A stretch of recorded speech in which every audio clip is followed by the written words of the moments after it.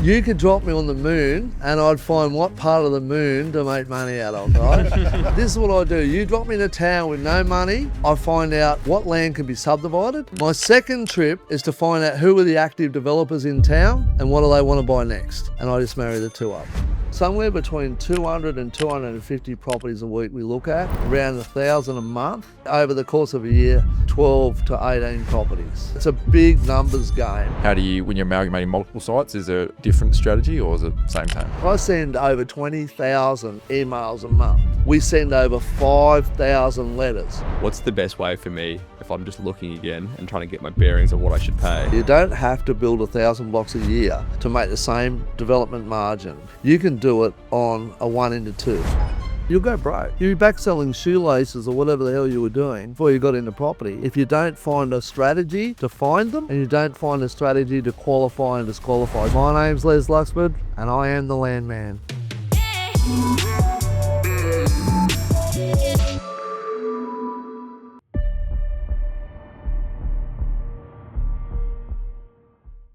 Welcome to another episode of Unemployable Property. We've got another awesome guest for you today. But before we go there, we've got a Sam to my right who's just got his toenails peeling off at the moment. Just finished the Gold Coast Marathon, mate. How you feeling? Oh, felt better. Bit tender this morning. There's a nice sitting sketch at the finish line, getting me across the line, so no, can't complain. Yeah, that was good. We saw Sketch behind the camera, threw up some footage of Sam still charging, actually. I thought you'd be crawling to the finish line, but, you know, you did well. We weren't too crash hot yesterday out on site. No. Those little downward slopes had you covered. Yeah, we decided let's do most of the filming in 2 hours on site, straight after a 40k run. Thanks for that. Classic. And Mr. Sharp, welcome again, mate. Morning, mate. Thanks for having us.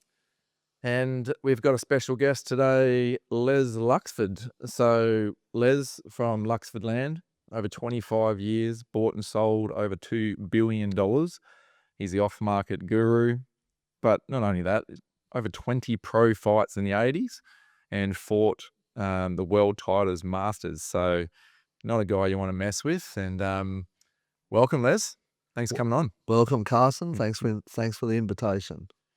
So I guess unemployable property, I really wanted to get you on to talk about the off-market acquisition side of things. But before we go there, mate, let's go kind of take us back to the backstory. How did you get into this game and, you know, what happened before that? Okay. Yeah, property. I was saying to you before, it's sort of found me. I really didn't think I wanted to be a property developer or an acquisitions manager. I knew I always wanted to make money. That was, and so during the late 90s, I was in the sales and marketing and advertising, and I sold a business and had a non-compete clause in the business. That went for 2 years, but I sold the business for 1 year's money. So I had a lot of time and not a lot of money. At that point in time, I started going to lots of seminars and I was really, really searching for a change. I hated what I was doing. So I jumped on to every seminar that came to town, every speaker that came to town, and I found myself focusing on shares and property. And for me, it just grabbed me. I thought it was simple. I understood it. I thought it was something that I didn't need to do further study. I didn't need to go to university to get hold of. I just got it. So then I focused purely everything on property. The problem was I didn't have any money to get into it, and I had to work out how was I going to get into the property business. And so property acquisitions was great for me because what I discovered by meeting lots of people at the property business, that people like me, I met thousands of people that had day jobs, no time to go and find these deals they were learning about. I had time, they had money. It was a perfect mix for me. I'd just go and find deals, and, you know, we're sitting here in Southport, and I was driving up here today with lots of fond memories. I bought lots and lots and lots of property around the Southport, Labrador area for investors at seminars. It was fantastic, a great time in my life. From there, it sort of just built. As I made more money, I started doing small projects myself in Sydney, where I was from. We didn't plan on developing in Sydney. It just, that's where the numbers showed me with the money, the amount of money I had to invest, the best bang for my buck was going to be the western suburbs of Sydney. So that sort of started my own little property development journey. But acquisitions really was a journey for me. I didn't know what I wanted to buy. I really didn't know what I wanted to do. I just knew I could talk property every day and get paid to do it by finding property. What happened to me about 2007, 2008, during, I think it was the GFC back then, I met an acquisitions manager from one of Australia's richest men rang me up about his property company, and his lead-in to me was this: we're at a coffee shop in Currum, and he said, I hear you can keep a secret, you don't need media, I can't find you on the internet, and you're not on realestate.com or Domain. You're perfect for us. I went, what the hell does he want me to do? He said, we are counter-cyclical buyers, and we want you to go and approach all the companies that are distressed and have a property portfolio in Queensland. We want to buy them off market. We don't want any razzmatazz. We don't want anyone that needs media. I said, well, that's perfect for me, you know. So I learned during that exercise, they pointed a couple of things out to me where the real money was, and it wasn't buying and holding properties passively. You had to be able to value add to those properties. You had to be able to do some kind of development. And the interesting thing was, what I did learn, although they were a massive developer, you don't have to build 1,000 blocks a year to be a developer. You don't have to build 1,000 blocks a year to make the same development margin. You can do it on a 1:2. So that was a really big learning curve for me. And also, as a acquisitions manager / wannabe developer, I also learned that when you're looking at property, always be thinking about where the end, how you're going to exit the property, who you're going to sell that property to. So I learned a lot of things along the way. That was a one line in the moment, line in the sand moment. From there, basically, that was it for me. I just focused on development and bigger ones, because what the other thing I realised was there was a massive market for it. Large development companies are like factories, and dirt is their raw material. So they're always going to be pumping out land. So I just, that was it. That was it for me. It changed my life. It changed my focus, and I just kept working on getting better at finding development sites. I realised very quickly I couldn't just rely on one source, which was real estate agents. I had to develop a strategy, which I've perfected over many, many years.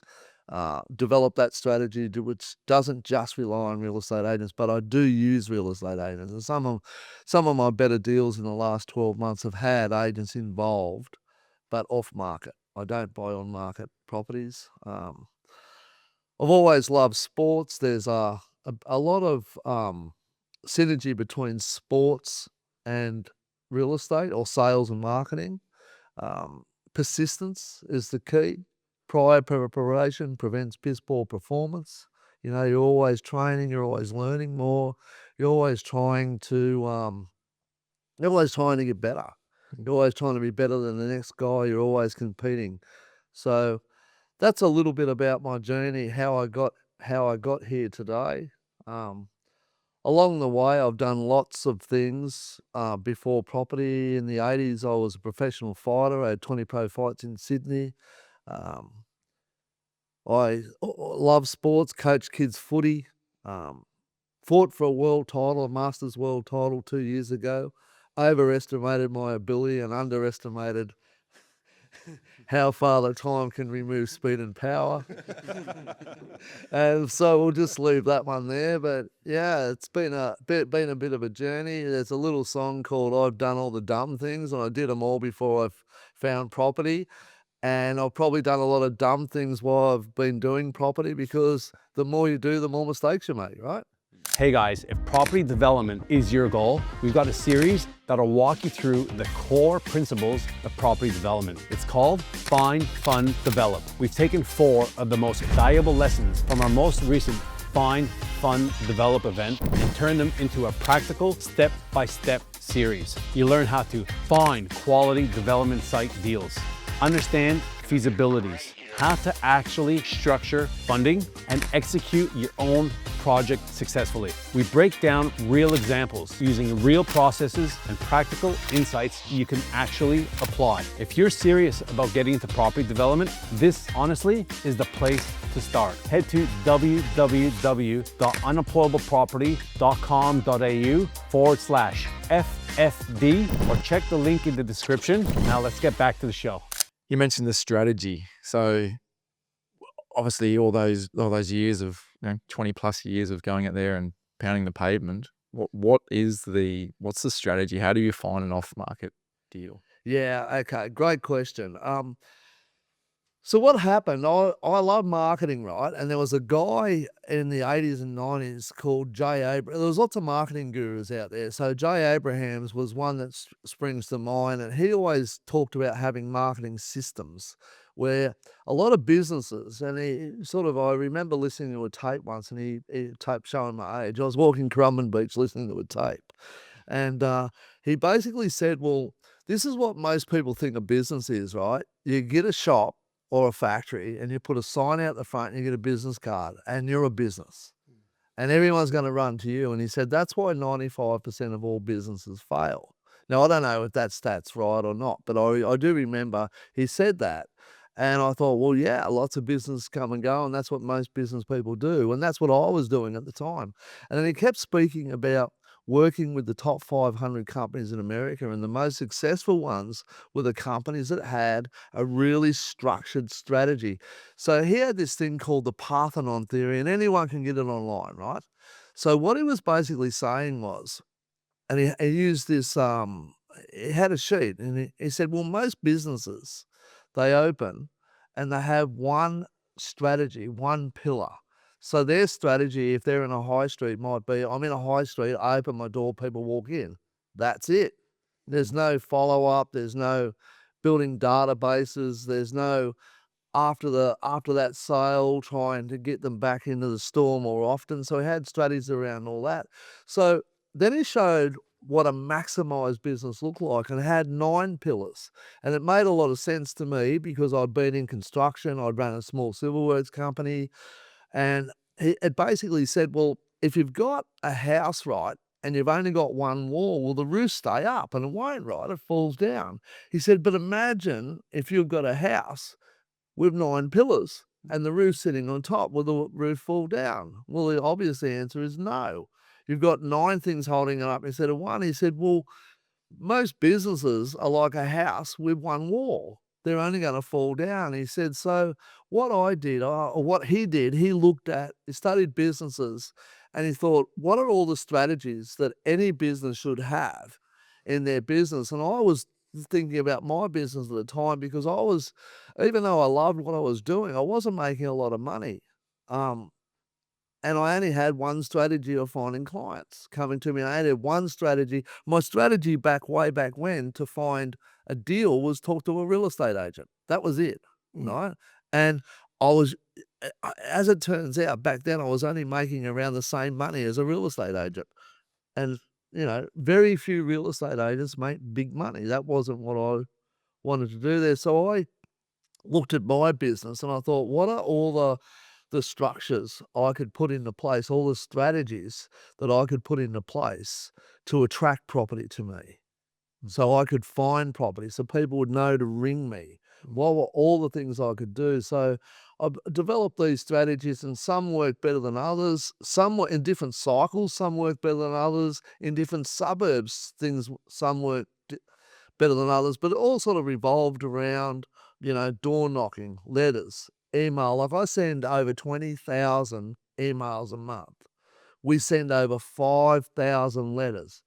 I haven't counted how many houses we door knock. I have a team of referral partners of around 38.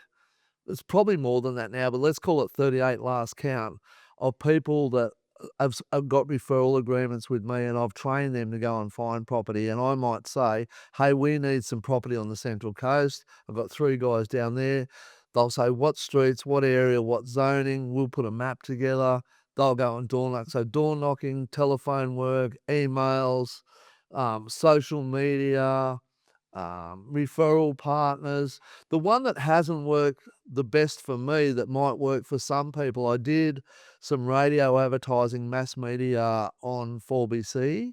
That generated massive amount of leads, but they weren't filtered enough for me. So that's probably one of the 9 strategies that I don't use much, but the other 8 get used every day. So you send out a letter now, and you send out a letter, and one of the people get back to you. What are you trying to quantify out of them in that first call? Are you trying to understand what they want for it? Are you like, because I found that pretty nerve wracking. Those first, because I just sent out a heap of letters the first time I was trying to do off market acquisitions, and I'm sure I butchered the first 100 or so of those. But what are the key things that people need to try and get out of the vendor before they get off the phone? Yeah, 100% price.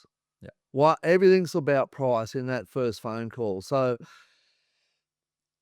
probably because of my sporting background and being a fighter, everything for me is about winning and losing. So when I'm on that call, you're building rapport, we're doing what I call a fact find. Who are they? So I get their name, I get their address, I weave in how to get their phone number, I have strategies to get their email addresses. Because it sounds simple, right? Oh yeah, someone rings me, I'll get their name, phone number, and email address. Try it 10 times and see if you can get that information 10 times in a row. It doesn't happen. So you've got to develop tactics. So the telephone call is my strategy. The letter is my strategy. The telephone is my strategy. The tactics are what I do under that. So when I'm on that call, how do I get their email address? How do I get their phone number? And then how do I get the price? And you might think, people who have never done this before, you might think, well, I've got an owner on the phone. They've called me. How come when I ask them how much do you want for their property, why do they always seem to say, well, how much are you willing to pay me? Why is that? Why won't they tell me what their property is worth?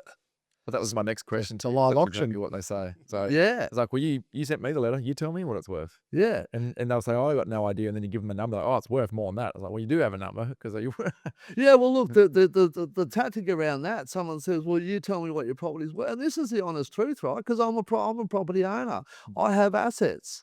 I don't necessarily want to be told. No, I say, look, I think if you and me were, if you'd have called me, well, if we were doing this, I would say to you, Carson, I actually think it's rude for me to tell you what your assets worth, right? Because I don't know your personal circumstances, how long you've held the property, how much debt's on the property. I don't know if you're in a divorce situation. It has to happen quick. It has to happen slow.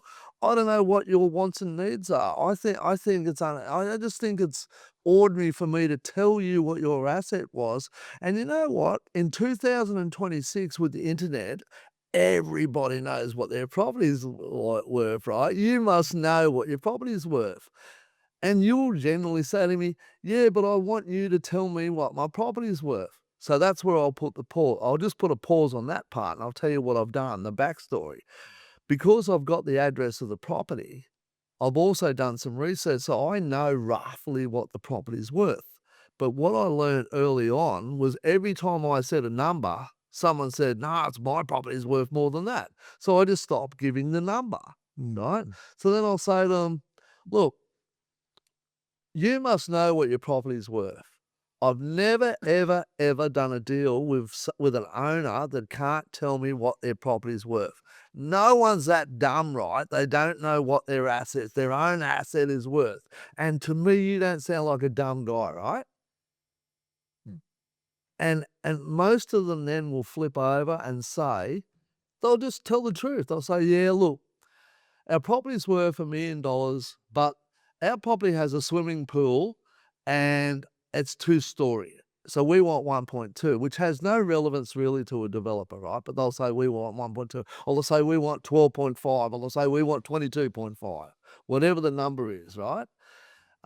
So that sort of gets how half of them I get the number, but there's a real little trick with knowing an idea on what the property's worth.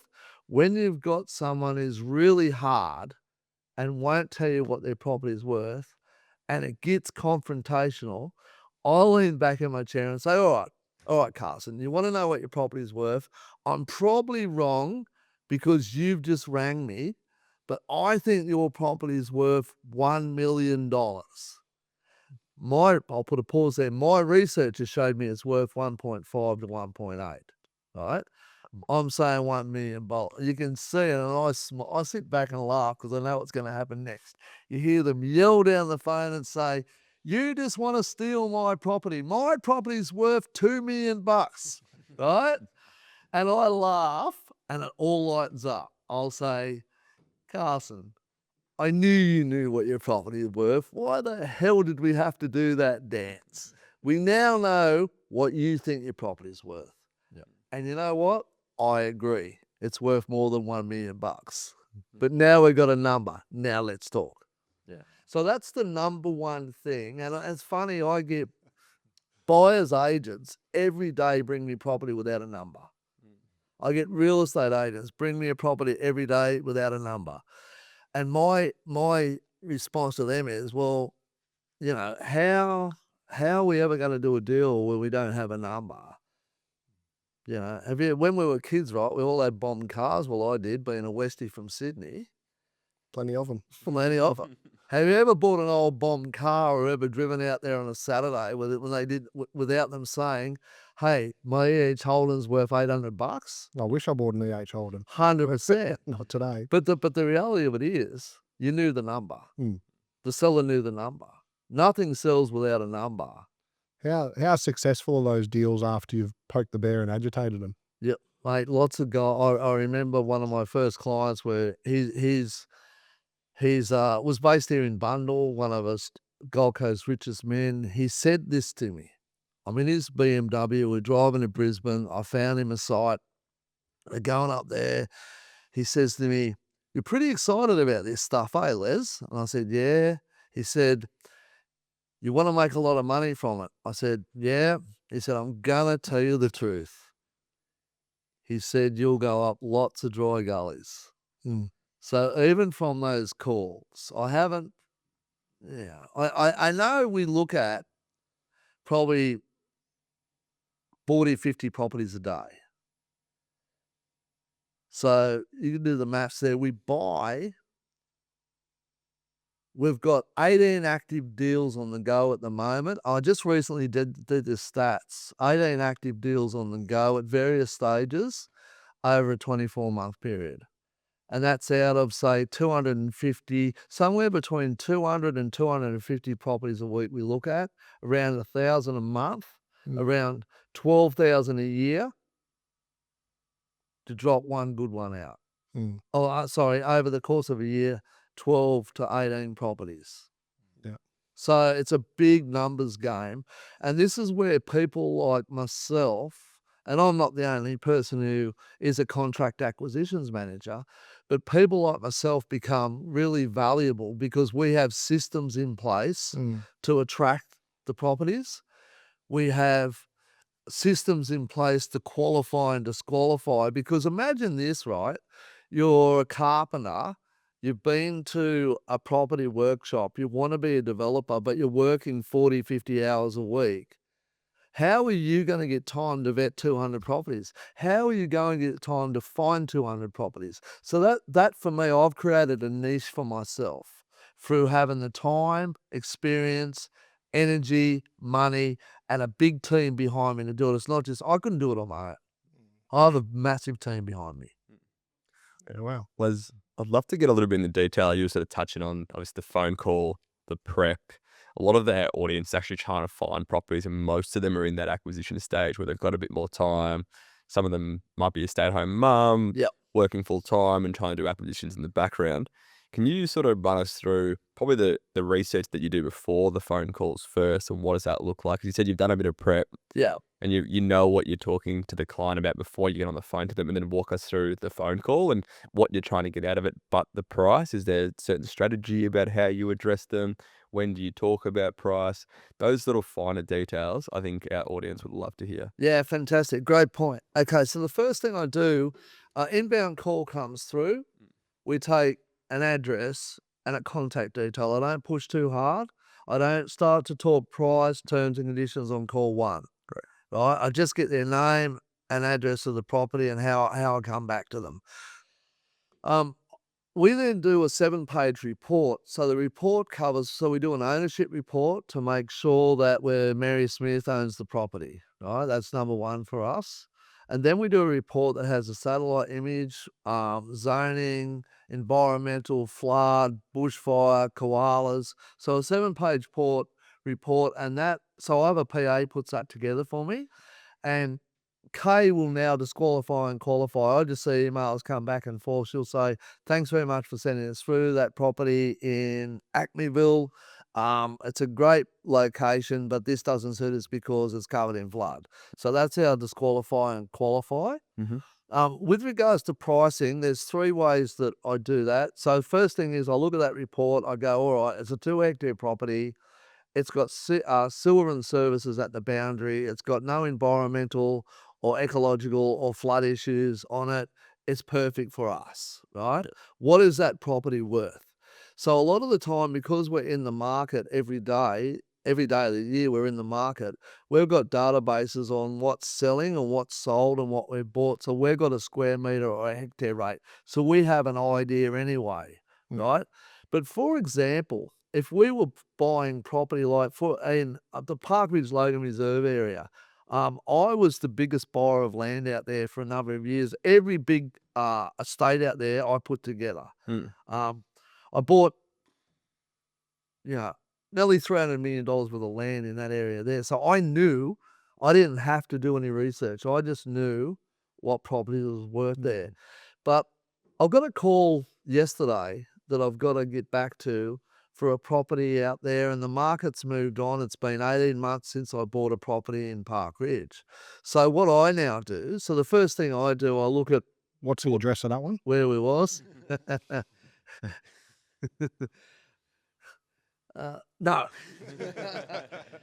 But the first thing I do now, right? So AI has been a game changer for me, right? So I'll get on chat. I'll go, and I'm having a cup of tea. I'm having I'll be doing State of Origin tonight as I'm cheering the Blues on as they're winning, right? And having a beer. I'll probably be on chat saying, what is this property in Park Ridge worth? And it'll give me a range. Chat's never right, but it's close. So I go, if I know what the end product's going to sell for and they want $10 million, and it's more than my first qualifier is if it's more than 50% of the asking price, I know it won't work, right? So that's number one. But I use chat as a real blunt tool to qualify and disqualify on price, and chat gives you a range. And then I rely on my own personal knowledge of things we've bought and sold in that area. And what we used to do, and what a lot of really good BAs do that bring me buyers agents, other buyers agents that bring me properties, they'll actually bring put a CMA together. I then go through, I always have to double check them because they'll include properties that aren't relevant. So I cross them out and redo the average and the median price. So I've got an idea, and then I ring the client back. Just on that too, Les, you hit a real nugget there. You said when you're looking at a property, generally from experience that the property value has to be less than half of what the sales value goes through. Walk us through that. And have you got any other sort of little nuggets that you sort of use as qualifying tools when you're looking at property? Okay, I'll give you an example. If you're doing a 10-lot subdivision in West Ipswich, and in today's money, you can sell the end product, fully developed 400 square metre block of land for $550,000, right?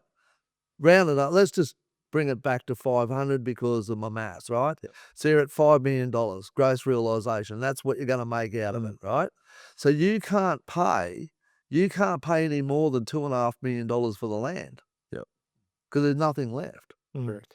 Because the first thing you have to do from that $5 million is be selfish and go, what is my margin? If your margin is 20%, Well, there's $1 million. Mm. Straight away. So you start to work backwards. So you develop all these little strategies back of the, what I call and others call back of the envelope feasibilities. Yep. They're not exact science, Yep. but they'll tell you, they'll help you qualify and disqualify. Because the biggest time consumer in this business for anyone in acquisitions, if you're doing it for yourself or you're doing it for clients, is qualifying and disqualifying. You can spend a week on garbage that you're never going to make money on it. And you'll go broke. You're back selling shoelaces or whatever the hell you were doing before you got into property. If you don't find a strategy to find them, and you don't find a strategy to qualify and disqualify. That's number 1 and 2. What's your strategy to find the deals you want to buy in the area you want to buy? What's your tactics to talk to the inbound caller on that? Because all of my stuff's inbound. And then how do I qualify and disqualify that quickly?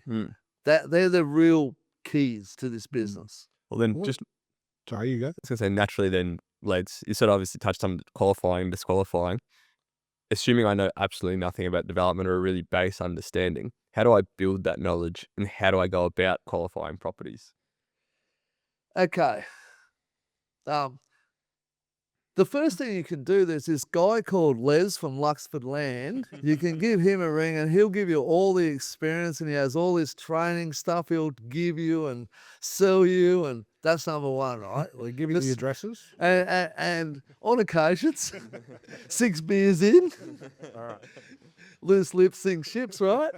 So only call Les on Friday afternoon. Always Fridays. Done. Or when the Blues are winning. Or when the Blues are winning, I'll give you a celebratory address. The next look, it all comes down to experience, right? So it just does. It all comes down to experience. There's a number of people out there. You don't have to.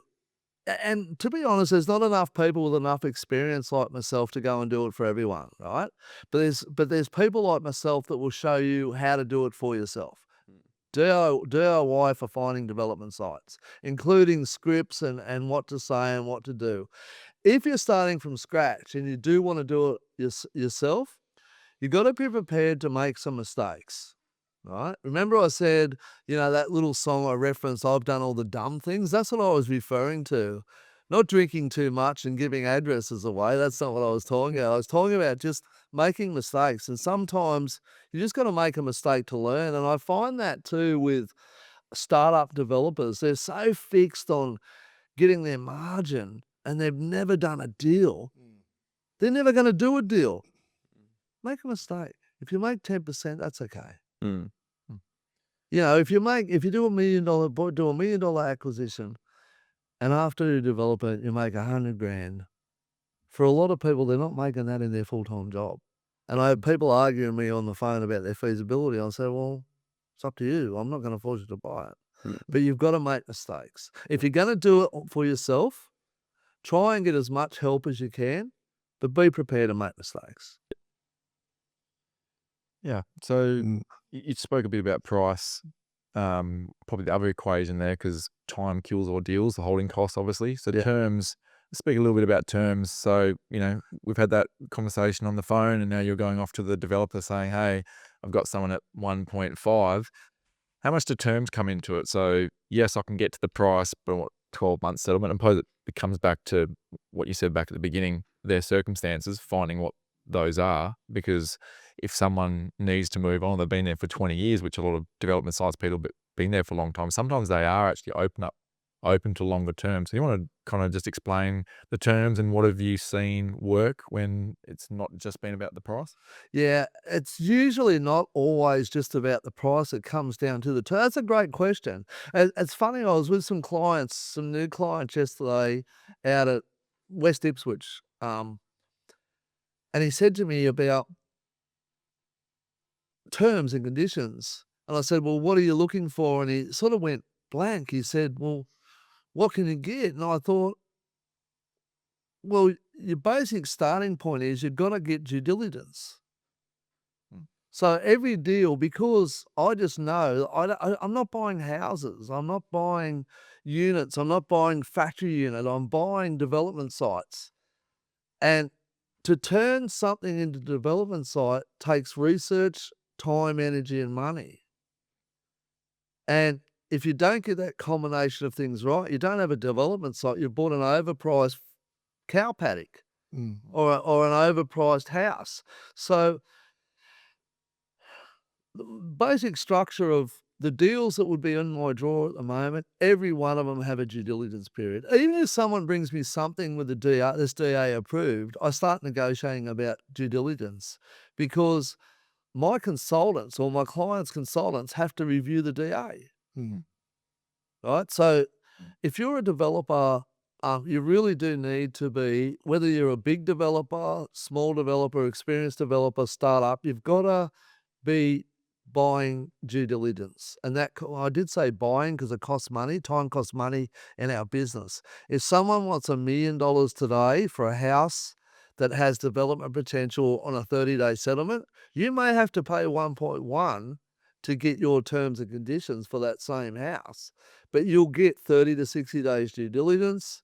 I always try and negotiate hard on settlement timeframes. I always go for 12 months on bigger deals. On those smaller deals where they're 1 into 2 or 1 into 10, 12 months is, unless you're paying overs, is normally a push. You know, on those little deals I've got in my drawer at the moment, they probably range between 90-day settlement after due diligence up to 180 days, 6 months. But developers don't buy cash unconditional on risk. Sure. Can I ask about one of your other pillars? You spoke about letter dropping and Yeah. receiving phone calls. What about door knocking? Yeah, great. I'm assuming a big box you carried in this morning has something to do with that. My money box. Yeah. I'll take this. I'm glad I'm sitting closest to it. I might get something out of it. I often find in my business, people ask, what am I doing and how do I do it? And I've updated this box. It used to be just an old throwaway box from Bunnings. And for my own pump up of the morning, I call it the money box because I know that's how I make money. And on my way to a job, when I'm looking for deals, I'm listening to this little song that goes, it's called the Newcastle song, and the chorus in it is, don't you ever let a chance go by, oh Lord, don't you ever let a chance go by. And it pumps me up, and I've got my money box, You got your gold trimmed lid. gold trim lid. This is, my wife thought it was time I spruced myself up, so I don't know, I think she spent $5 too much on this box, but it's got a gold trim lid on it. And in my money box, I have my strategy, right? So I walk and talk exactly and live exactly what I tell people to do. And in here is the recipe to the secret sauce. So I have with me when I'm out door knocking, right? So just for anyone who's listening on the podcast at the moment, you probably want to jump on YouTube and see what Les's money box is. Can they see this? Yes. It's all okay. So look, what's in here to give you.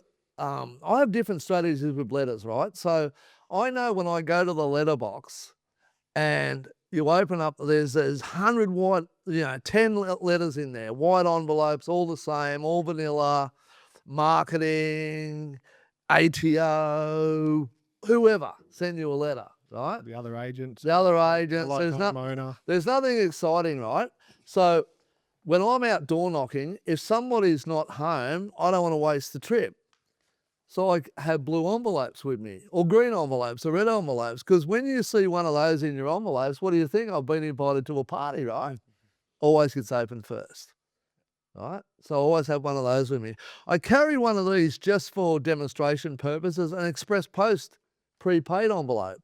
If I'm targeting a property, I'm blessed. And the smartest, this is a tip for junior developers, entry-level developers, understand exactly where you want to buy and understand what you want to buy in that area, and then understand what properties you want to buy, right? So go to your planner, learn to use the portals, right? Because what happens, I've got some really great entrepreneurial startup developers who have done this to me recently, and they've brought me a map and said, these are the 40 properties out of the 157 properties in that patch that we think we can make work. Go and get them. So we door knock, and you don't get everyone home. So one of the first things we do is send an express post envelope, right? So I use those. So what's quick for me, I think, how do I get to this person quickly? I'll go to my CRM, because we have years and years, thousands of pieces of data in there. I'll say to Kay, have we ever spoken to anyone at 120 Acme Street, Acmeville before? Sometimes you'll say, yeah, we spoke to them back in 2019. I've got their phone number, boom, I can start dialing straight away. So that's my telemarketing strategy, right? If we don't have that, the next thing I do, how do we get them quickly? So all the time I'm talking about speed, right? How do I get to them quickly? If there's a small amount of letters, say 5 or 10 need to be sent out, I'll send these letters, right? Express post. Crazy little backstory. I recently had someone say to me, Les, that express post idea, they're $10 an envelope.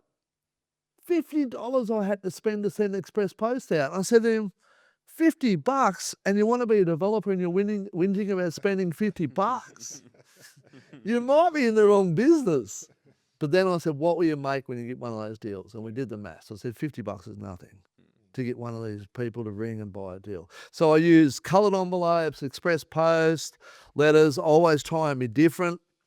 What's the hit rate, Les, on your envelopes, on your letters? Yeah, it outperforms the market, right? So the direct mail market will tell you that on a direct mail campaign, you can expect somewhere between 1% and 2% response rate. My general letter in a coloured envelope will outperform the market. So I get better than 2%. Right. Express, everything outperforms the market. The best campaign I've ever done, 25% response rate. Right? I'd love to say I came up with the idea. It was a large corporate development company that sacked their internal acquisitions team, and they outsourced the work to me. But they were really helpful. They gave me everything I need. What they did, they had a portfolio. They had like a magazine printed with their results. And I put my magic sauce, my letter on it, and I express post that. I did a roughly nearly 100, not quite 100. This was for an area in Park Ridge. And it just blew my mind, 25% response rate. Yeah. And even to junior developers, I say, look, put a corporate profile together. And people will say, well, I haven't really done anything yet. And I say, well, that's okay. Go and find examples of what you want to do and put that in there. I'll help you knock that up. But somewhere between 25% has been my best result, and everything else outperforms the direct mail market. There's some secret sauce and tactics in how you write a letter too. Yeah. It's not just, hi, I'm Bob, I'm great, I want to buy a property. The results they put on there was just examples of developments they had done and showed that they developed it quickly or time. What's appealing for the owner? Like, what do I want to see if, like, I'd say I own a big acreage block of land. What are you putting in that executive summary or that corporate summary that's selling me as the owner? The owner wants to see experience, because everybody in every area has heard the horror stories of the guys that come out of seminars that are taught options and want to sign properties up on a call option or an extended period settlement, and they're only going to flip them. Yeah. Everybody, the market's aware of all that now. So what they want to know is who you are and what you've done, and can you do it again quickly on their property. And if you're brand new, we just picked up a site 2 weeks ago, and was one of 14 offers, and one of the reasons we got it was the certainty that, hey, we've done it, and we're educating the agent along the way.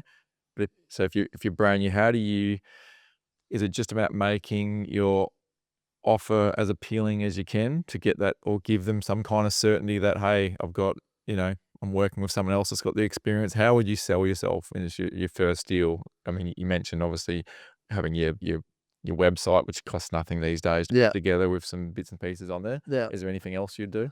Yeah, okay. So, one of there's lots of advantages to using, I guess, my service because we and us when I talk. So if I'm working for a client who's done nothing, they've leveraged off my experience. I can say, we've just bought that property down in Acme Street. We've just bought that property over in Jones Road. Mm.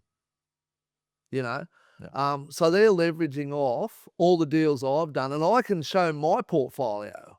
Mm. And these mum and dads can go and drive around and say, well, Les has done this, and this. Hmm. And so the client, the startup developer or the startup developer can leverage off what I've done, my experience with my clients. And it's a great business. You can make a real shitload of money and you never have to lie. Mm. But I don't lie. I don't say, I did this. We did this. Yeah. We and us. Yeah, with the letters, I think the coloured envelope's a great idea. We've done a few. I think I've sent out about 1,000 letters, and we ended up getting one deal eventually. Like Yeah. I said, I butchered the first 500 anyways because it's like I say, but it's a numbers game. We just put a little tea bag in there, so it's something chunky that they want to open up, which we found worked quite well. The open rate was actually a lot higher. I really like your tactic of if you're actually door knocking to actually, you came to a seminar for our coaching clients and said you put a little Ziploc and put it on the front gate so people Yeah. have to actually get out and see what that is. With the letter you mentioned, there's a bit of a secret sauce in writing that. For me personally, one of the ways we do it was just to go, hey, we're interested in your site. We potentially can pay above market value for the property if it's if it works. We want to get a genuine win-win. And leave my details. Is there anything you would add or subtract to that letter? Yeah, look, the summary of it, the bullet point is, the first tip I'll give you is look at what your real estate agents put in your letterbox every week. Study them, learn from them and throw them in the bin, right? Because through marketing, something I learned years ago was people only want to know who you are when they know what you can do for them, how you can help them, right? So I don't talk a lot about who I am, what I've done. That's not my lead in. I don't say, hi, my name's Les Luxford. I bought over $2 billion worth of, residential land subdivision site. I don't do any of that. I tell them that later when it's necessary. The key takeaway is that we're interested in buying property in your area. We don't need finance, right? There will be no finance clause. If there is finance required, I just don't mention that. But if someone says to me, look, we don't need to go to the bank and get a loan, that's a real sell. We buy off market. You'll be selling direct to the developer. People love to deal direct. People hate agents. People hate middlemen. So you'll be selling direct to the developer. A little thing that I learned through doing some dumb things, I made all the mistakes, was rubbishing real estate agents in the letter and not acknowledging real estate agents, because in the early days, I had agents ring me, rip me a new one, right? And never do business with me again because I'd sent their client a letter, right?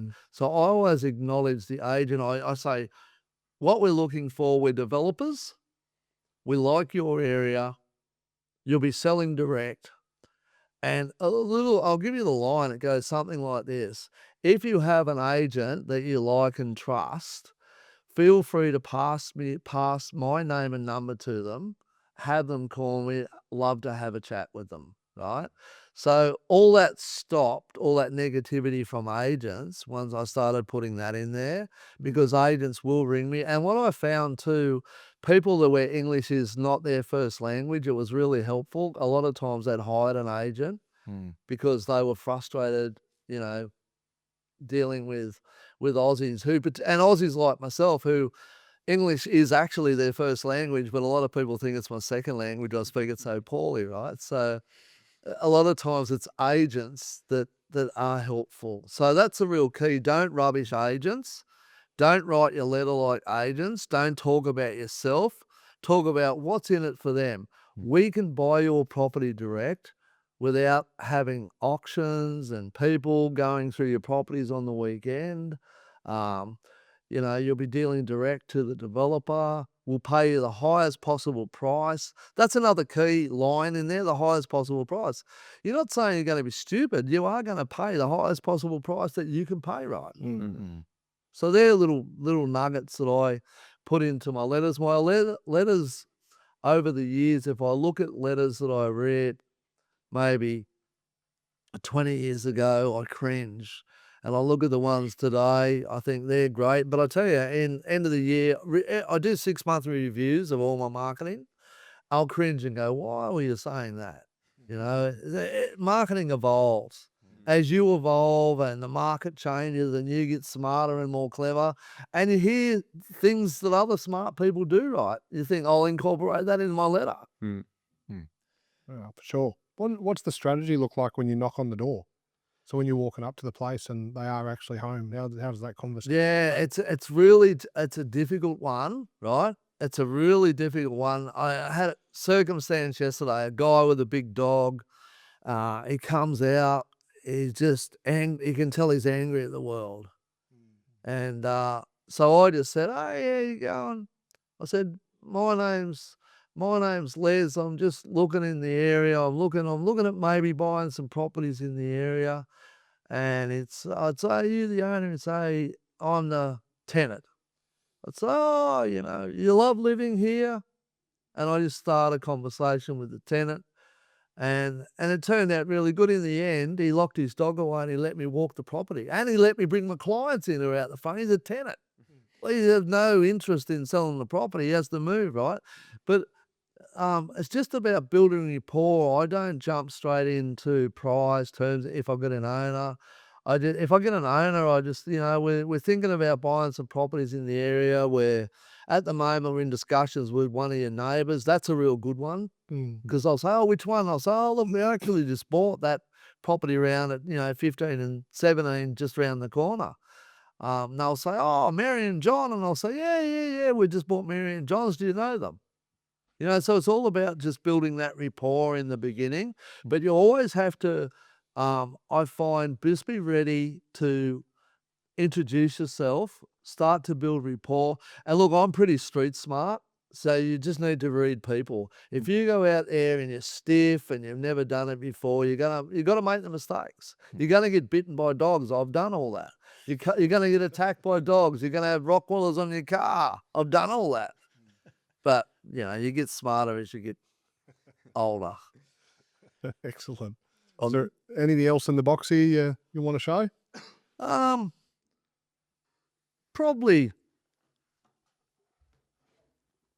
You don't want to give it all away now, do you? No. Probably the thing is my strategies, Les. Like people ask me about how often do I use it. So with my strategies, in my head, I know what I'm going to do. If you bring me a property today, I think, okay, that property is perfect for me. Which clients do I go to? What's the quickest way for me to get to them? And if I'm looking for a property, if I could take a brief, I think, what is the quickest way for me to find that property? And I can sit down over a coffee and I can start to strategize. But I literally do a couple of times a week, pull my strategy sheet out that's in there just to think, am I using it? So I've used this for over 20 years and I still have to remind myself every week, am I using the strategies and tactics that work? And that's where I brought in that, I love sports. I've played sports my whole life. I boxed, played footy, taught boxing, coached footy. And so I'm about procedures. And what I know is that if you can throw a really good left hook, you have to keep practicing that left hook. And my left hook is the strategies. So I continually review what I'm doing. And look, if anyone wants a copy of it, I'm happy to send the generic strategies book out and do with it what you will. It'll just remind you that there's 8 or 9 ways that you can find property. other than just relying on a real estate agent. If you just rely on real estate agents, you'll get a deal done. You'll get. Normally, I get out of my deals, probably one comes from a real estate with the assistance of a real estate in a normal year. This year I've got 3 already that have come, but these are from agents that I've built a lot of trust up with over a long period of time, that know if I ring them and we're interested in a property, I have a real client. Mm. And that's a big part, that you have the person on the back end to transact. So they do open up those deals to you, and they start coming to you off market or first hand because you can deliver. 100%. So Carson gets a lot of those calls nowadays because we are very active and very live in projects. So he gets a lot of calls directly now that this one's coming up, and we get first chance or first glance at them. Carson, what works best for you? Look, Number one, if I gave you a brief today, Yep. and you wanted to find me a site, what's the first thing you would do? He'd start by not sleeping tonight. yeah, pretty much. Like I get pretty obsessive with stuff. So if you said, "Hey, Bellbird Park, we've got an offer on a site out there at the moment," and you said, "Hey, I want a 10 lotter," I'm straight away pulling up Stash, which is a program that we use, putting in all the zonings that I know are going to work, Yeah. putting in the square meterage, and that's going to narrow it down to, and then I'm going to jump on Price Finder, CoreLogic, ID for me, find the vendor's details. For me, I'm never going to get the deals that you are, because I just can't bring myself to knock on the doors that I need to knock on. I'll send the letters, and I know my hit rate's going to be a lot lower, but that's just what I'm comfortable doing at the end of the day. And so I think that's knowing what that deal box is, for lack of a better word, of what the client wants or what we're looking for. Then we're just going out to those, and I'm letting every single agent in that area. I'm going into realestate.com, going to the sold section, seeing which agents have sold that type of property, ringing them up, say, "Hey, that 5 Jones Street that you've sold, that's exactly what I'm looking for. If you've got another one, let me know. Actually, I'm negotiating with, Mary and John over here. Yeah. Well, can I come have a look at it? Can we do something off market?" So that's kind of how I approach it. It's just kind of narrowing that focus. Like you said, if you don't know what you're looking for, it's pretty hard to go out and find it. And sometimes the agents will be like, "Oh, what are you looking for?" "Oh, yeah, a deal that makes money." Well, that doesn't mean anything to them. You want someone, when they think of a deal, I want them to think of me, because I've given them, this is what we are as a business. So this is what we're looking for. So, but yeah, I don't do acquisitions for other people like yourself, but yeah, that's kind of how we approach it in our own business. You've smart. There's some really key takeaways there that I know this week I've had a couple of clients, potential prospects, come to me, and the challenge I have, and I haven't pushed about doing business with them, because they don't know what they want to buy and where they want to buy it. Mm. You've got in my kit there, I've got an example of a client that wanted to buy in Park Ridge, and they noted every property they wanted to buy. Their brief to me is, "We want to buy this part of Park Ridge because we know the sewer's going to be there and capacity in 12 months. They've done their research. And we want to buy these properties because we know they're going to have access to that sewer line. Those properties are all the perfect size for us to subdivide without slope, and all the other little key indicators. They're not covered in flood, koala trees." So they're the clients, or probably what you said there is really a great tip for startup developers. Know exactly what you want to buy and where you want to buy it. Like, the biggest nightmare for me is someone who says, "I want to buy in Southeast Queensland." I'll go, "Okay, what do you want to buy in Southeast Queensland?" They'll say, "Oh, anything that makes money." And I'll say, "What's your borrowing capacity?" They go, "Oh, borrowing is irrelevant." You're never going to do business with them. You're never going to make any money. Yeah. You got to know what you want to buy and how much you buy. Like land, right? So as a rule of thumb, blunt instrument, if you're buying a $2 million block of land, you're going to get a 50% LVR. You have to have cash or equity of $1 million to do a $2 million deal. Yeah. A lot of startup developers don't understand that. They think they can get in at 10%, Mm-hmm. right? So you smashed it because you know what you want to buy, where you want to buy it. And I think something else there that I probably don't do enough that was really great is when you use the example, you sold 15 Acme Street in Acmeville. That's what I want to buy. Have you got another one of those? Because if you don't, that same agent that you've just got off the phone with will start sending you everything in that area that you don't want to buy. Yeah. So and how one of the things that we do up like a briefing card. So we'll put exactly what we want to buy and we'll email that because we've got databases with agents in every area. So we email that to the agent. So they've got exactly what we want to buy. So I don't waste their time and they don't waste my time. Well, that's the theory, right? We're talking about real estate agents. Yeah. That's the theory. Your client's giving you that brief in, Park Ridge, and they want these 4 properties side by side, and you've got Mary signed up, and now you've got the other 3 that you've got to try and acquire. Yeah. Are you just doing it like a per square meter or hectare rate? So it's just like even across the board. So it's like, well, Mary got 2 million. I want 2.1, and then you get to the last one. You're like, I know you want me. I'm 4 million. You're like, how do you play? Because I know that for units in particular, the negotiations are even more interesting. So how do you, when you're amalgamating multiple sites, is there a different strategy or is it the same? Yeah, I've done units as well. In the early days, my first gig, my first clients were all Gold Coast-based developers who were buying Brisbane, small unit sites. Their brief was they wanted projects up to 40, 48 units. They wanted to buy 2 bedders. So and that is a hard gig putting them together, and you always get that one that holds out to the end. So there's a number of strategies there, and it also comes down to reading who you're dealing with. Street smarts, understanding the words behind the words. So if you've got that guy that you know is going to hold out, and you've got 4 properties, and they are being difficult,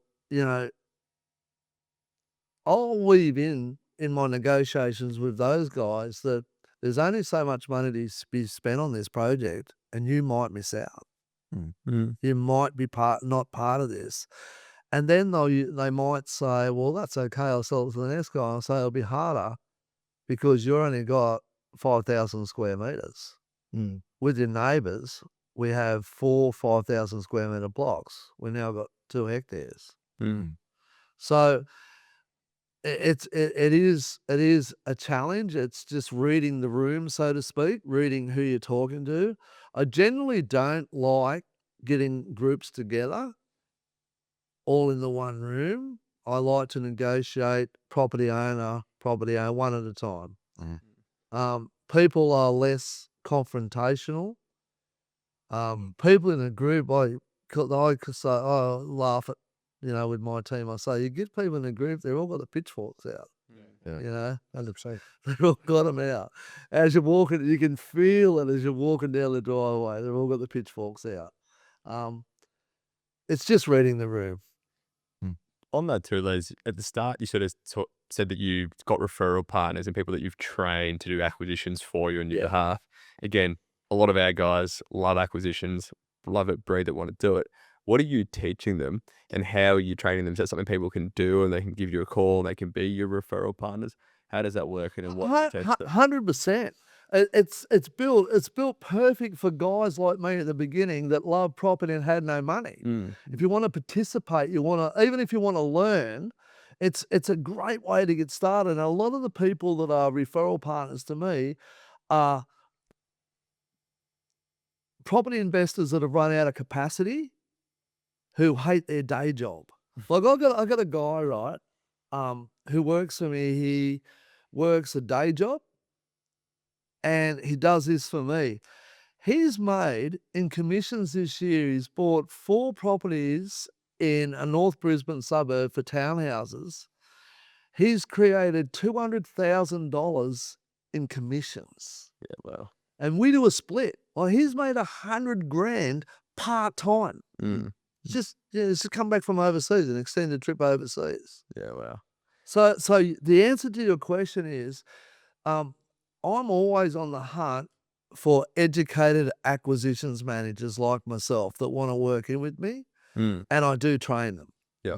Yeah. So you do all the training. Like, let's say I know nothing about development, but I've got a love for property. Yes. I come to you, you train me on the development, give me all the tools, and then I go out on your behalf and sort of look and try and find properties. I'll train you how to find them, Yep. how to qualify and disqualify. So we've got systems for everything. Mm.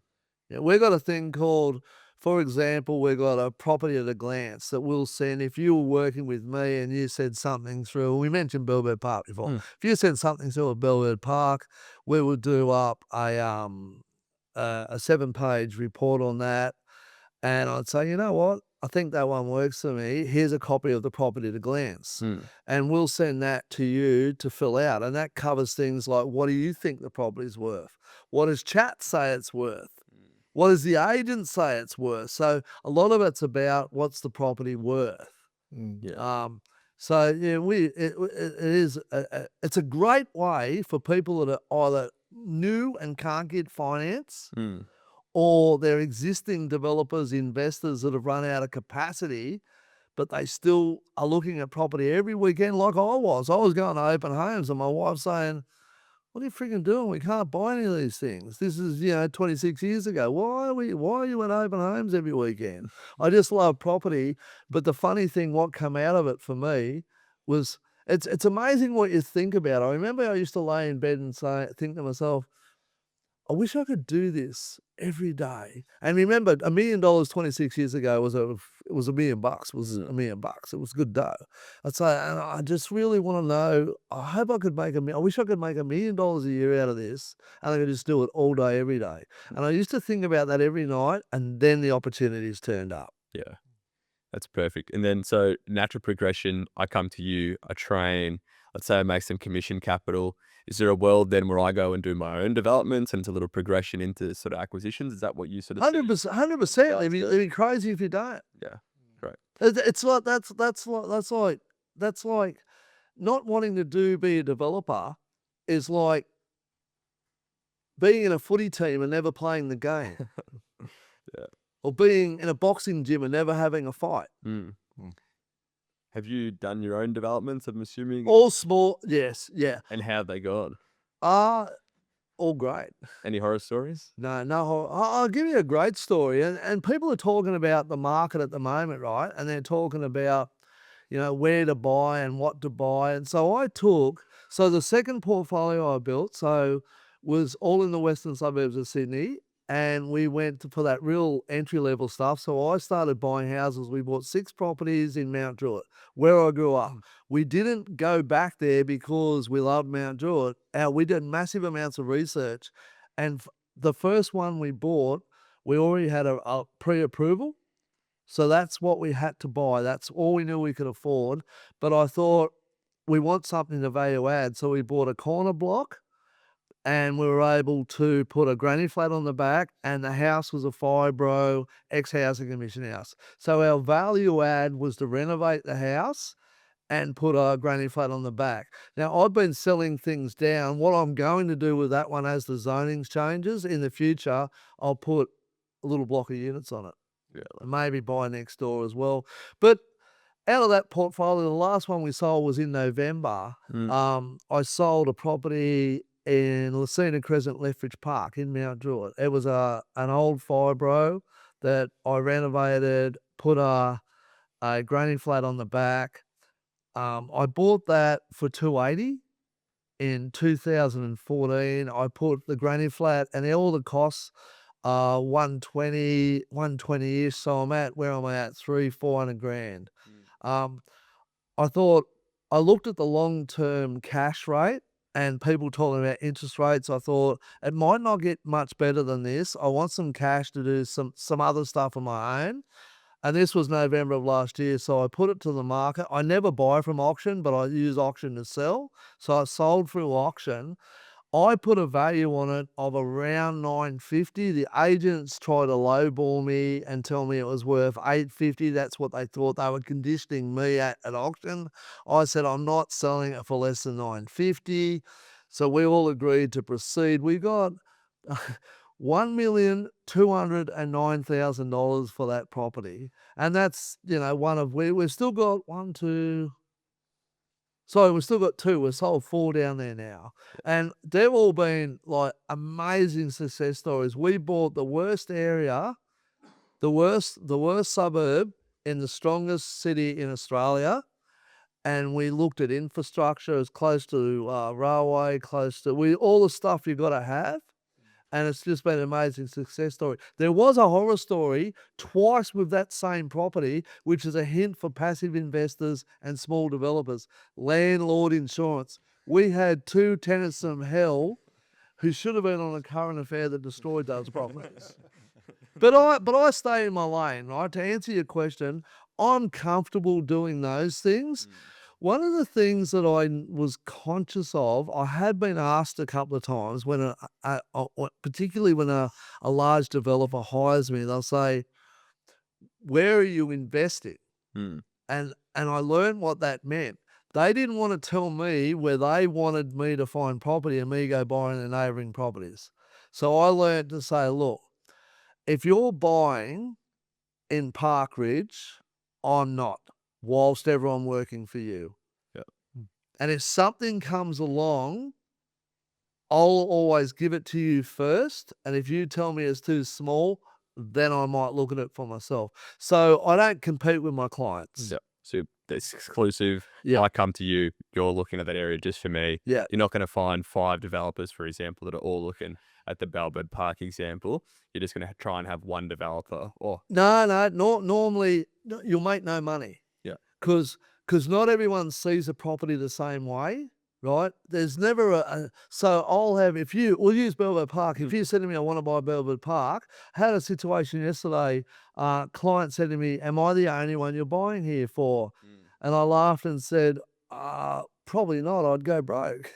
He said, why? I said, because you won't buy everything. You're looking at 3 properties today. You're going to buy those 3 properties. He said, no, I have capacity for 1. I said, good, because I've got another 4 buyers. And out of those 4, I'll probably get rid of those other 2 as well. Yeah. Right? So we have some exclusivity. If you say to me, here's a map, these are the 40 properties I want to buy. I'll keep working them exclusively for you until you've bought your property, and I say, are you in the market for another one right now? And you say, no, 12 months time. Yeah. And then we move on. Yeah, perfect. Because not one person will buy everything that you show them, even in an area they love. Yeah. Well, this has probably blocked my next question, but selfishly speaking, obviously we're all developers in the room and a few listening. You look at 12,000 properties a year. Yeah. Is there any areas that you're sort of seeing that are good for development at the moment? Are you seeing progression in that you think it's a pretty nice market for land subdivision at the moment? Yeah. I love that Western corridor right now. And there's so much activity out there. So that Western corridor west of Ipswich. Yeah. And I think there's not massive amounts of opportunity, but scenic rim. Yes. No one talks about it. We just bought a property there 2 days ago. Yeah, scenic rim. Yep. No, I agreed. Those are my.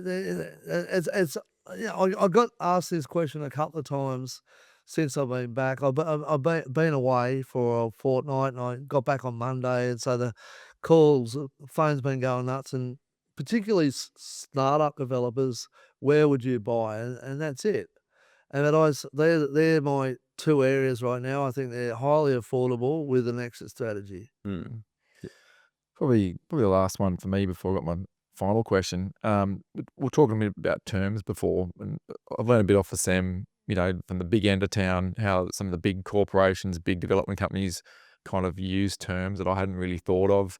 Did you have a deal that was going to go south potentially, and then there was a creative strategy that got that deal over the line? Like, what are some of the things? I mean, sometimes we release deposits, sometimes we have staged, sometimes you can buy a portion of the property in Victoria and not the whole piece at one time. Are there any other strategies outside of like the norm of just an option or a longer settlement that you've seen developers do or you've thought of to get a deal over the line? Yeah, number 1, money up front.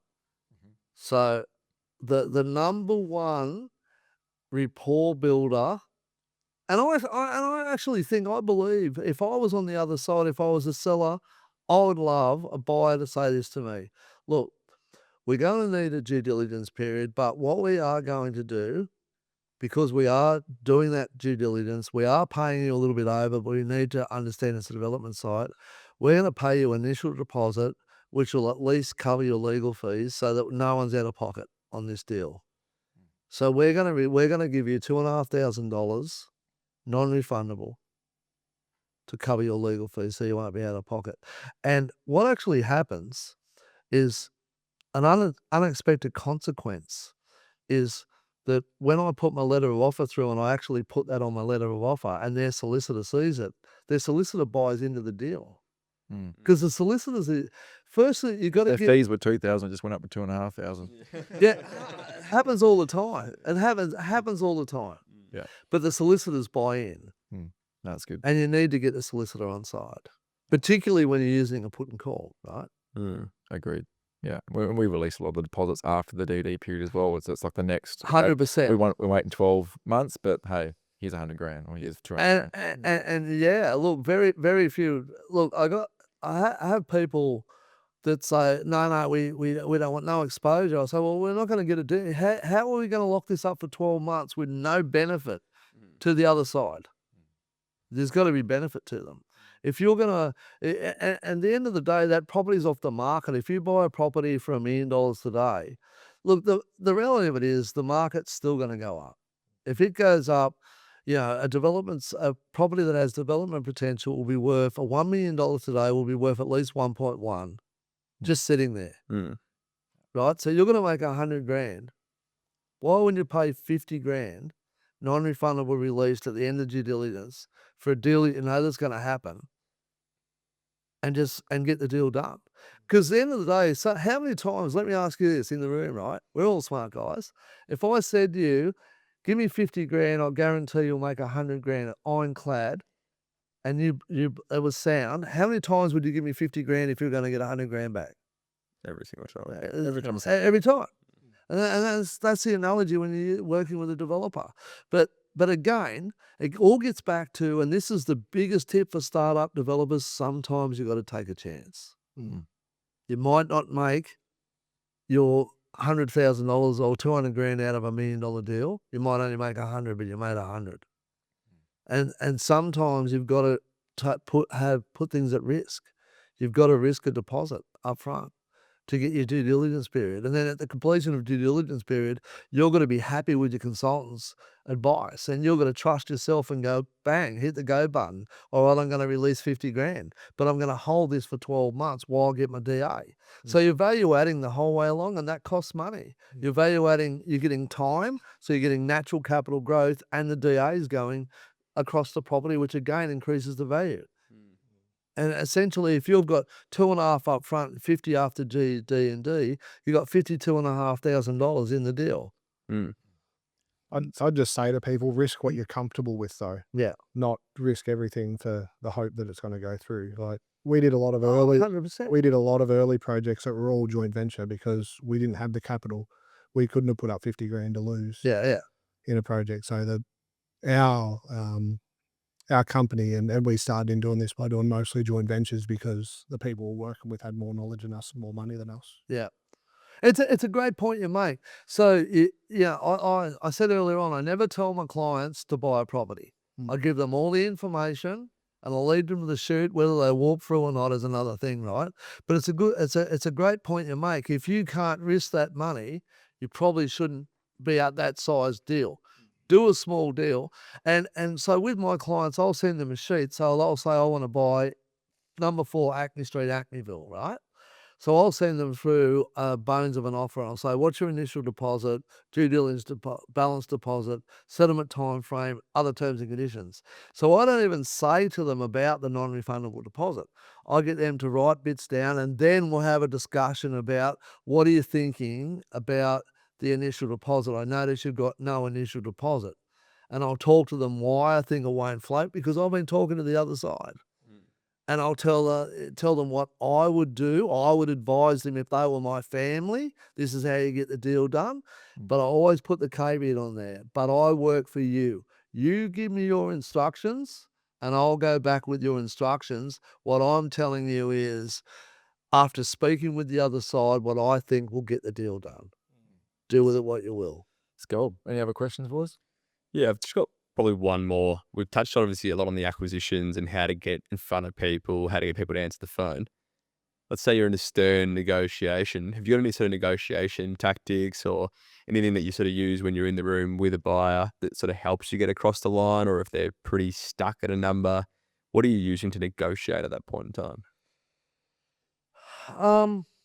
You know what? It's a great question, and it's hard to answer because there's plenty of reasons why people get stuck on a number. Mm. It could be as simple as we only bought it last year and we paid $2 million for it. We can't sell it for $2 million. We lose money. And then we'll look at the JV scenario or something where we'll think, how do we make that money? That is a bit of a difficult one without the backstory why they're stuck on a number. But sometimes, like, I walked away from a deal in Belbert Park 3 months ago. The guy come back to me last night. I'll give him all the reasons. I never just say no just because. I always show them why we can't do that deal.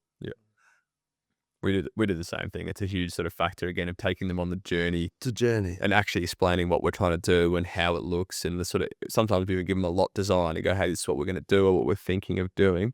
So then they can actually paint the picture and go, yes, we can justify that price point. We're not just plucking a number out of thin air or trying to sort of take you for a ride. It's actually about explaining and educating that buyer along the way. Yeah, 100%. I put a spreadsheet together. Like we were talking about Belbert Park. I know what the numbers are. So everything we buy, we put in the spreadsheet and we break it down per dollars per square meter. Everything we know that's sold, we put, but we date it because everything's got a cycle, right? So what you buy for last year, like we bought a property in Morgan Street for, I think it worked out, let's just say $350 a square meter. We bought another property early this year at $490. Now, if I got stuck on that one we bought last year, we would never have bought the one we just bought. Now, the market is probably $520 a square meter. But we also have a big list of properties at 600 square meter plus that we won't buy now, that we're just watching for when the market gets there. So we monitor that in a spreadsheet. Yeah, great. So you're actually keeping track of where the buyers are at now Yeah. and hoping the market will catch them, and then all of a sudden the acquisition price works. Yeah. Right. Because if you got, like I bought, I keep referencing Park Ridge because we bought nearly $300 million there. I remember I bought a property for a client at, say, $750,000 a hectare. And so he went on the journey, DA, development. 2 years later, he's got all his money back. He's finished that.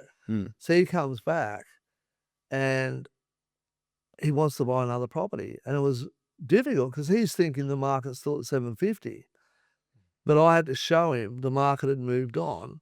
And we ended up doing a deal with the next deal I did for him was at $1 million a hectare. And after I showed him all the sales evidence, we went out there, drove around and showed him other properties I bought for other people he respected, other developers. And I remember he said to me, well, if that's what I've got to pay now, that's what I've got to pay. You just can't get stuck in the group because you bought it something for $750,000 a hectare 2 years ago. Time didn't stop. Yeah, right. So comps are pretty much your best asset, really, for negotiating. You can use it obviously for the buyer. You can have that conversation with them on the other side. Go, hey, I bought A, B, C, D. And if I don't have that information as a novice developer, where can I go find that info? Is there an easy space for us to go find comps in terms of like comparable development site purchases?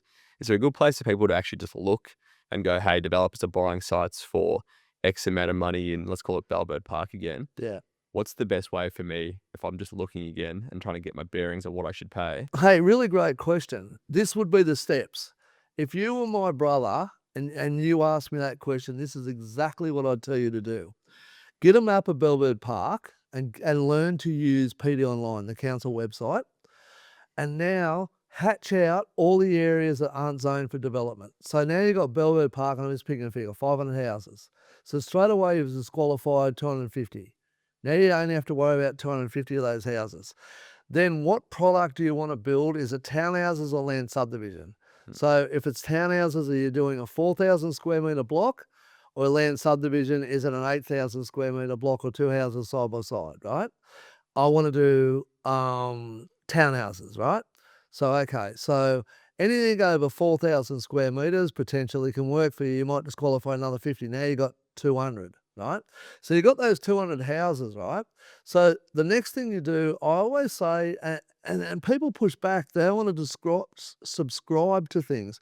I say, go and learn, get Price Finder or RP data, go and do the courses, because these days they're that tech savvy. You can circle an area. I'll talk about Price Finder. We use Price Finder. So you can circle an area and say, bring me up all the properties in there at 4,000 square metres that have sold within the last 12 months. So now you know, you've now got a list of properties that are zoned to build townhouses over 4,000 square metres that have sold and settled in the last 12 months.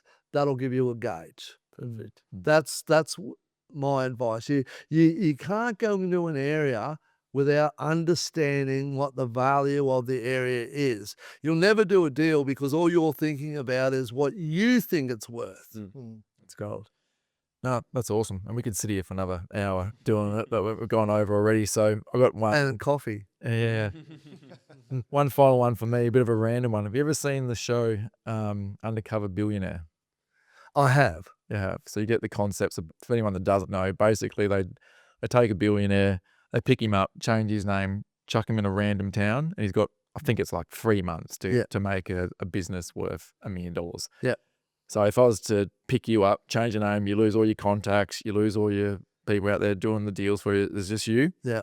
And you got to make $1 million out of getting a piece of dirt and then flicking it onto a developer, or, you know, increasing the value of that property. Yeah. You've got 3 months, you're on this TV show. What are you doing and where are you going? Okay. I was actually talking to someone about this last week. You could drop me on the moon and I'd find what part of the moon to make money out of, right? And the way you do that, right? So this is what I do. You drop me in a town with no money, right? I find out what land, and I'm a land developer, what land could be subdivided. That's number one. So I look at councils or historical records. If it's hard copy, I go to there. Everyone has a lands department. You can find out what's zoned for development or go to council. That's the first. My first trip is to council. My second trip is to find out who are the active developers in town and what do they want to buy next. And I just marry the two up. Zoning and what they want to buy next. Yep. Awesome. That's what I did to start. Then to the post office for some coloured envelopes. And for some coloured. But because I'm in a little town, I've got nothing to do, right? I'm probably just door knocking. Door knockers works the best. Yeah. Door knocking works the best. You can get a real feel for people. It's hard, it's challenging, it's risky. You know, I've been in some houses that I've thought, am I going to end up in a gimp mask here? And had to get out of there. I don't think we want to know about those deals, those are negotiations. Yeah. That's good. There's people want to use your services, or they want to get trained by yourself to help with your business. How do they get a hold of you? And Yeah, beautiful. Yeah, thanks. And I just wanted, before I do that, I just want to thank for the opportunity. I love talking about property. My wife says I'm the best kept secret in real estate. I don't have big social networks. I don't get to talk to a lot of people. I just do my thing with my clients very, very quietly. But if people do want to talk to me, you can Google Les Luxford. I'll come up on the Gold Coast under real estate. I have a website which is luxfordland.com.au. Phone number 0403 623 399. Email les@luxfordland.com.au. And on that note, I guess you want me to close off? yeah, why not? My name's Les Luxford, and I am the landman. Bye for now. Perfect. Let's leave it at that. We'll see you on the next one. Thank you for watching that episode of Unemployable. It was an absolute pleasure having you along for the ride. If you'd like to watch another episode, simply click here But make sure before you go, subscribe to the channel.